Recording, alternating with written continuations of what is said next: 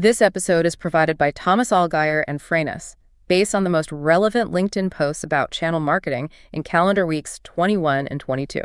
Readiness is a B2B market research partner helping ICT and tech providers identify niche channel partners by compressing the full journey from identification to qualified first meeting into 4 to 5 weeks.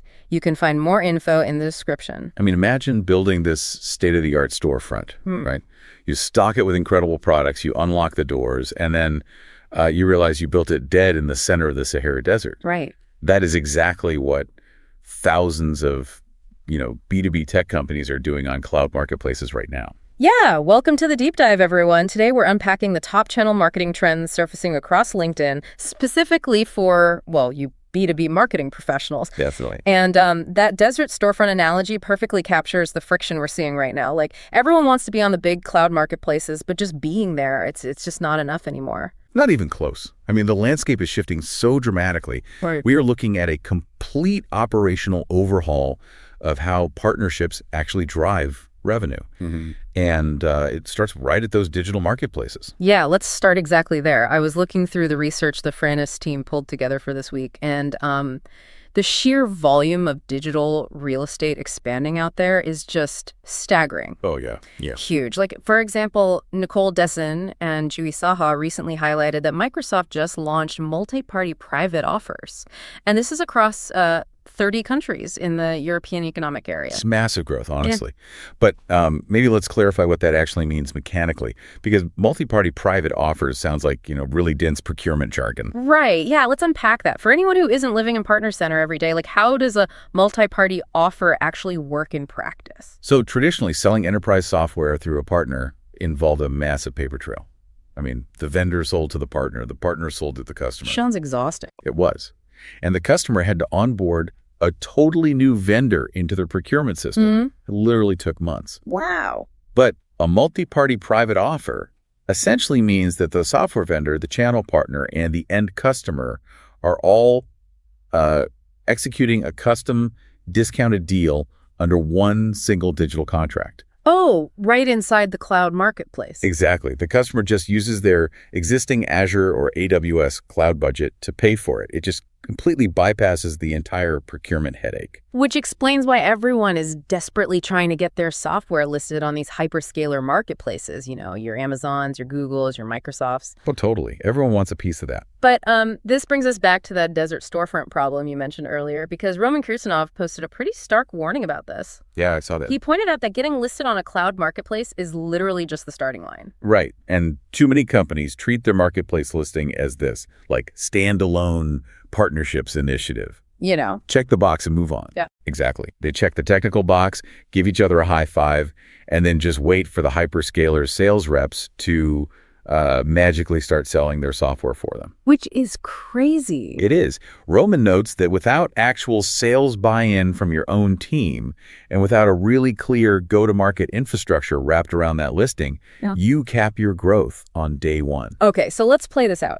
If I'm an account executive at Microsoft, I have my own quota to hit, right? Right. And I have a massive catalog of my own products to sell. Why on earth would I care about pulling some random partner's software into my deal? You wouldn't. Not unless that partner makes your life incredibly easy. And that really comes down to operational friction. Yeah, that makes sense. Race Berry actually shared a brilliant tactical example of how to solve this. So his team was pushing thousands of deals per week through Microsoft's Partner Center. Wait, thousands of deals a week? That is a serious operational load. It's insane. And at that volume, the manual bottlenecks become, glaringly obvious. I bet. They noticed their co-sell deals were just stalling in limbo for days. And this was before a human at Microsoft even looked at them. Wow. So they're just sitting there. Right. Because when a deal hits the operations desk at a hyperscaler, a human reviewer has to look at this unstructured data and decide, is this a real opportunity or is this just a lazy partner throwing a logo over the fence? Right. Hoping Microsoft does all the heavy lifting for them. Exactly. So Reese's team started treating every single data field like a psychological lever. He found that adding just 7 simple words to their submission notes changed their entire pipeline velocity. 7 words. What were they? This is a BANT qualified deal. BANT. Okay, so budget, authority, need, timing. You got it. They mirrored Microsoft's own internal sales qualification language right back to them. Oh, that is so smart. Right. By stating it was band qualified, they explicitly signaled to that Microsoft reviewer, hey, we've already done the homework. We know they have the budget. We spoke to the decision maker. And what was the result? Rees noted their acceptance rates jumped by 5% immediately, and their routing time dropped by days. See, I love that hack. But let me push back here a little bit. Sure, go for it. If I'm a desperate partner manager trying to hit my quarterly numbers, can't I just slap BANT qualified on a bunch of garbage, totally unqualified leads just to get Microsoft's attention? I mean, you could, but you would only do it once. Right. Because if you lie about a deal being fully qualified and then a Microsoft rep jumps on a call only to find out the customer has no budget and no idea why they're even there, you burn your reputation instantly. Instantly. You will be blacklisted internally. And as Billy Baker noted in his post, you have to fundamentally build your business around how these hyperscalers actually sell. You have to make it repeatable and trustworthy. But there's a fatal flaw here, isn't there? I mean, if every legitimate company starts rigidly tagging their deals as BANT qualified, and the volume goes from thousands to, say, tens of thousands, the manual review process at Microsoft or AWS will eventually just collapse, right? Like human beings simply cannot process that much unstructured deal data at scale. Which tells you that this manual data entry phase is just a stepping stone. You are exactly right. Okay, so what's next? That's why the hyperscalers are suddenly ripping out their manual forms and replacing them entirely. And this is where the conversation on LinkedIn shifts heavily toward AI. Right. Specifically, agentic AI. It's becoming the new baseline for partner operations. We hear AI thrown around as a marketing buzzword constantly, Yeah. But you're saying this is an actual mechanical shift in how deals are registered. Yes, absolutely. Look at the massive update in AWS Partner Central that Matt Yanchishan and Shrikant Desai highlighted recently. AWS agents now support natural language deal creation. Okay, walk me through what that actually looks like for a partner seller sitting at their desk on a Tuesday. Well, previously, a seller had to log into a portal, navigate like 20 different drop-down menus, find the exact regional code, and input structured data just to register a deal. Sounds terrible. It was. Now, they can skip the form entirely. Seller just types or speaks a plain language description like, hey, I'm working a deal with ACME Corp for $50K. They need our cloud security add-on by Q3.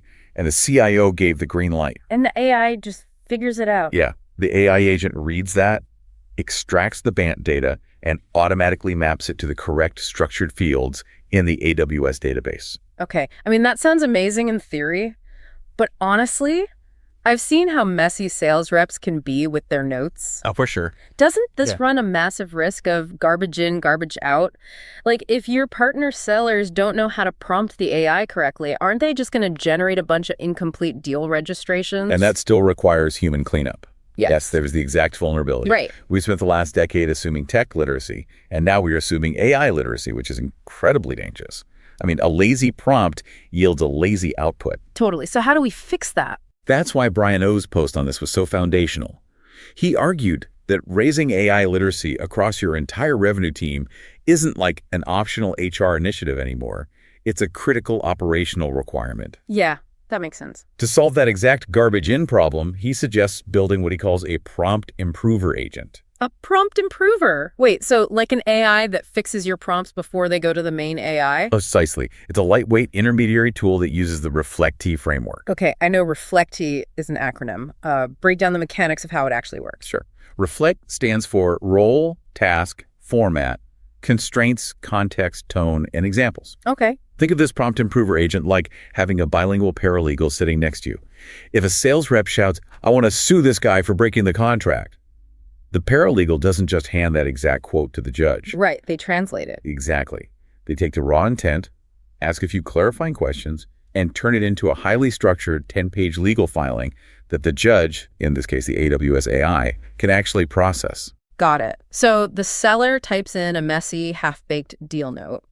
The prompt improver intercepts it, analyzes it against the Reflect-T framework, and realizes it's missing the, say, timeline and budget constraints, and then actually prompts the seller to fill in those specific blanks. Exactly, and then it outputs an oven-ready, highly structured prompt. Yeah. You're systemizing the AI inputs so you don't have to train every single one of your channel sellers to be some kind of master prompt engineer. That is incredibly smart because it just removes the human error rate at the very top of the funnel. Right. And we're seeing this kind of API-first flexible architecture popping up everywhere in partner tech right now. I was actually reading a post by Michael Cole over at Everflow about this. Oh, yeah. What did he say? He talked about how their API-first partner marketing platform is designed exactly for this moment. Like, they aren't forcing you to use some clunky proprietary AI that they built in-house. Right.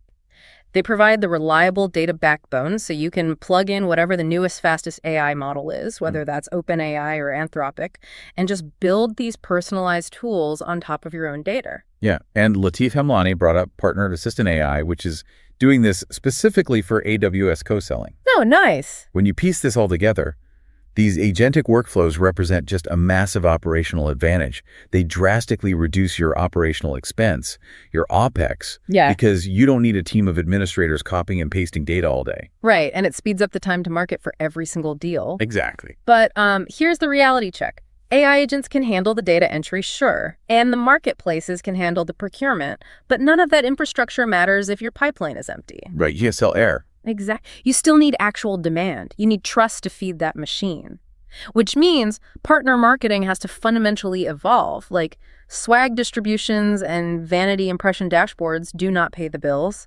No, they definitely don't. It is time to mature past the quarterly brand decks. Tim Grieve captured this perfectly in his post. What was his tape? He pointed out that real partner marketing isn't about giving a partner more brand impressions.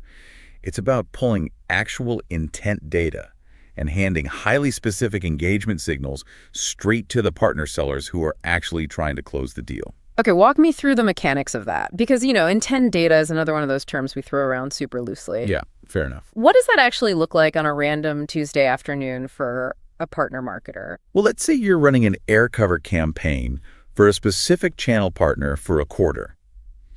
You aren't just looking at click-through rates.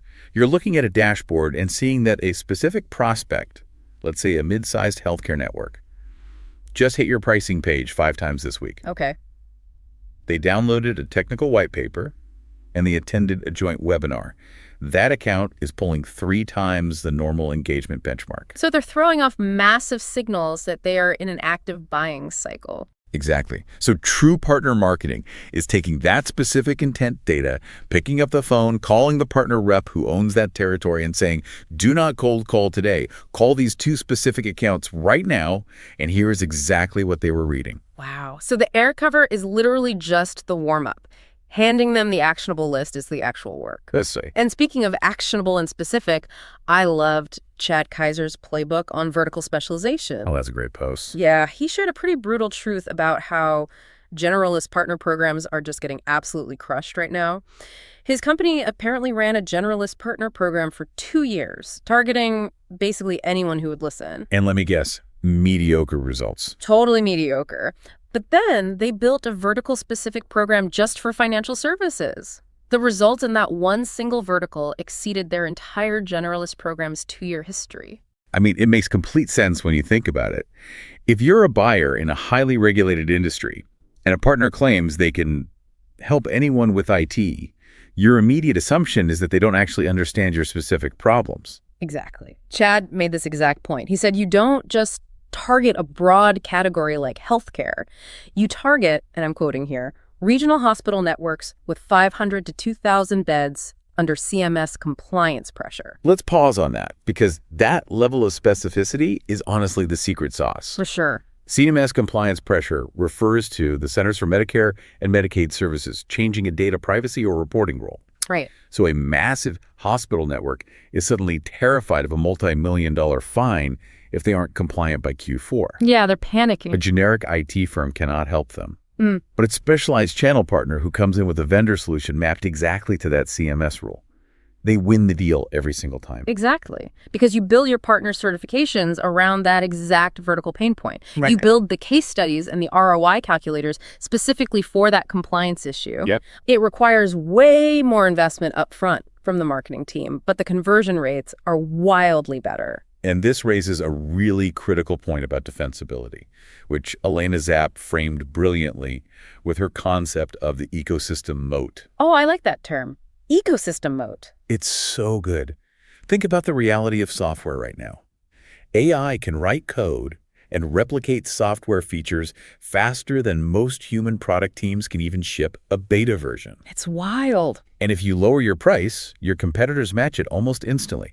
The window where your product is actually unique is shorter than it has ever been in the history of tech. So if features are commoditized and pricing is commoditized, what is actually left to defend your business? Your ecosystem. That's Elena's point.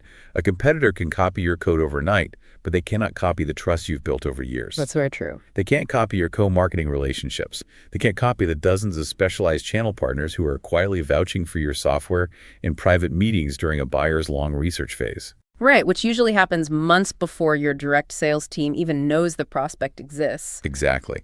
That web of trust is the only durable moat left. I am obsessed with this concept of the trust moat, and it totally validates Ben Wright's extreme channel-first approach that he posted about. What is his team doing? At his organization, they are actually compensating their own internal SDRs like their direct outbound sales reps on unearthing opportunities for their partners. Wait, let me make sure I'm hearing this right.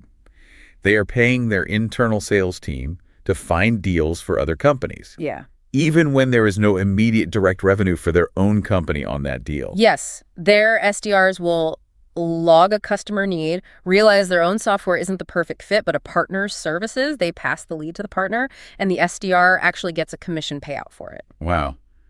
I have a really hard time believing a traditional CFO would ever sign off on that. Oh, I know. If I'm the CFO, I'm looking at the balance sheet saying, why do we just pay a $500 bonus for a deal that went to our partner? We didn't make a dime. And that is the exact internal political friction every partner manager faces.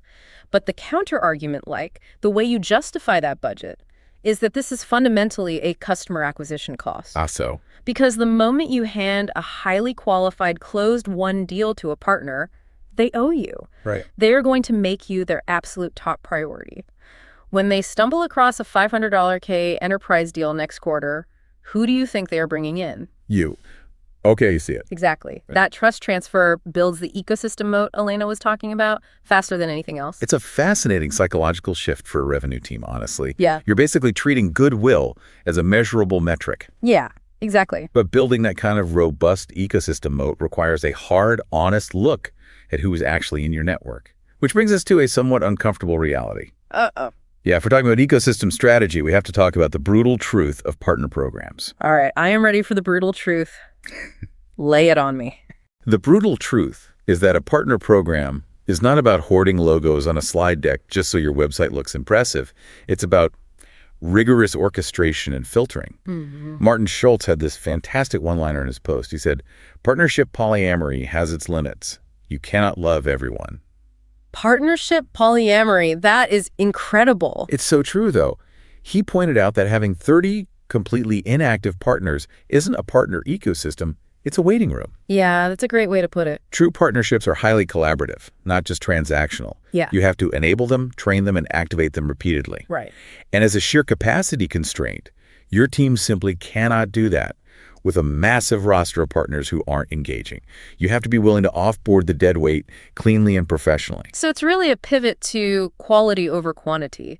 But how do you enforce that quality before you waste 6 months onboarding them? That's the million-dollar question. Well, William Pearson shared a really tactical way to force this early on. It's based on a strategy Balendran Thavaraja used at GetMe. They started charging a meaningful, non-negotiable upfront licensing fee before they would commit to any new partner. To filter out the bad actors before the ink is even dry. Exactly. It completely filters out the talkers. It reminds me of the psychology behind a premium gym membership. Oh, how so? Well, if a luxury gym charges a massive, $1,000 upfront initiation fee, it automatically filters out the people who just want to show up on January 1st, take a New Year's resolution selfie in the mirror, and never come back. Right, the tourists. Exactly. You only get the people who are actually going to show up at 5 a.m. and lift heavy weights. When channel partners have their own money on the line up front, they assign a real dedicated team, they set a strict revenue target, and they actually go to market. Okay, but let me play devil's advocate here for a second. Sure. If you are Microsoft or Salesforce, sure, you have the market dominance to demand a fee. But what if you are a Series A B2B startup? You have zero leverage. Yeah, that's fair. If you walk into a massive systems integrator and demand an upfront fee to partner with you, They're going to literally laugh you out of the room. That is a very fair point. So if you don't have the brand leverage to demand cash, you have to demand time and commitment as the fee. Like what? Like you require their executive sponsor to attend a mandatory half-day workshop, or you require 3 of their engineers to pass a rigorous proctored certification before they get access to your collateral. Oh, I see. The currency changes, but the mechanism is the same. You just have to force skin in the game. That makes a lot of sense. And enforcing that level of discipline, whether it's demanding fees or offboarding dead weight, requires incredibly strong leadership. Definitely. Asher Hathew actually shared some fascinating data regarding this. The title of Chief Partner Officer, or CPO, is on a massive rise. He counted 12,282 of them and climbing. Wow, that's a lot. Clearly, CEOs are recognizing what he calls ecosystem gravity. But Asher made a crucial distinction that I think everyone needs to hear. A title doesn't make a CPO. So if the title doesn't make the leader, what does? Budget and authority. If your so-called chief partner officer is operating on borrowed dollars, basically begging the CMO for marketing leftovers to run a co-branded webinar, that is not strategy. Right. Capital allocation is strategy. And more importantly, authority. The authority to prioritize, but mostly the authority to say no. Yeah, that's huge. Without the budget to invest in intent data and the authority to decline bad partnerships or fire inactive ones, you aren't actually leading an ecosystem. You're just coordinating it. You are an administrator with executive branding. Oof. An administrator with executive branding. That is a gut punch for anyone carrying a partner title right now who doesn't actually have check writing power. Seriously. You need the mandate from the board, not just the title on LinkedIn. Exactly. The market is moving aggressively toward these highly orchestrated, deeply integrated trust networks. The casual partnerships are just dying out. Yeah, they really are. And that actually brings us to a final, somewhat provocative thought I want to leave you with, connecting all these dots we've discussed today. Oh, let's hear it. If your ecosystem moat, that tight network of trusted, vetted partners, is your only true defense against AI commoditizing your software, how long until AI agents are the ones actually negotiating with each other on behalf of those networks? Oh, wow. Right. The agentic future we talked about isn't just about AI filling out deal registration forms on AWS. It's about orchestration at a massive scale. We're looking at a near future of agent-to-agent negotiation. So, like, your AI evaluates a partner's AI to see if the compliance standards match before a human ever even speaks? Exactly. The real question is, are you building your foundation of human trust fast enough right now so that you are ready when the agents take over the execution? That is a wild, slightly terrifying thought to end on. Agent-to-agent orchestration. Are we building trust fast enough for the AI? Wow. Something to think about for sure. If you enjoyed this episode, new episodes drop every 2 weeks. Also check out our other editions on account-based marketing, field marketing, AI and B2B marketing, MarTech, go-to-market, and social selling. Thank you so much for joining us on this deep dive. Take that playbook, start building your moat. Don't forget to subscribe, and we'll see you in the next one.